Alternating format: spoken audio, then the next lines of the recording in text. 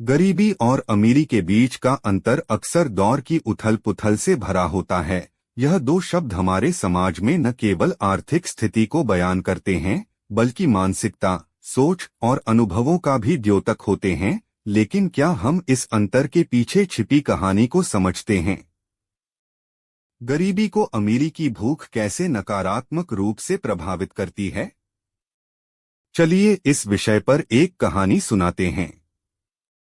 एक गांव में रहने वाला एक युवक था, जिसका नाम रामू था। रामू का परिवार बहुत ही गरीब था। उनके पिता रोजगार के लिए बहुत ही मेहनत करते थे, लेकिन गरीबी का परिचय उनके घर की दीवारों में ही बसा हुआ था। रोजी रोटी की चिंता ने रामू को छोड़ने की जिम्मेदारी लेनी पड़ी थी।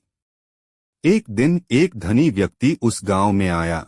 उसका नाम धनराज था। धनराज अपनी अमीरी और शान से घमंडित था। उसने गरीब लोगों को ताकत की नजर से देखा और उन्हें अपनी नजरों में नीचा देखा। वह गरीबी के लोगों को उपहार देने का दावा करके उनकी सहायता करने का दिखावा किया।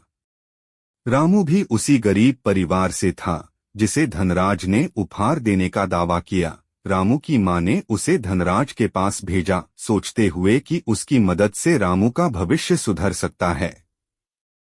धनराज ने रामू को अपने साथ अपने घर ले जाया। रामू की आंखों में खुशी की किरणें थीं। उसने सोचा कि अब उसका भविष्य सुधरने वाला है।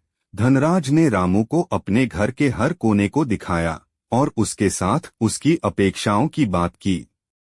रामू की आंखों में खुशी के आंसू थे, लेकिन धनराज की दुनिया भी अपनी थी। उसके पास धन होने के बावजूद उसके दिल में खालीपन था। उसकी अमीरी के बावजूद उसका जीने का तरीका गरीबी से कुछ कम नहीं था। धनराज ने रामू को सिखाया कि पैसे हर समस्या का हल नहीं होते। वह उसे बताया कि धन की सच्ची खुशियों में कोई दावा नहीं होता। धनराज ने रामू को डोट यह भी बताया कि सच्ची अमीरी जीवन के साथ आती है, न कि धन के साथ। रामू ने धनराज की बातों को समझा और उसने सोचा कि धन की अमीरी के पीछे भूख होती है, जो उसे कभी पूरा नहीं हो सकता। धनराज के घर से लौटकर रामू ने अपनी गरीबी को स्वीकार कर लिया और उसने उसे समझा कि सच्ची अमीरी समझदारी में है और न कि माया में।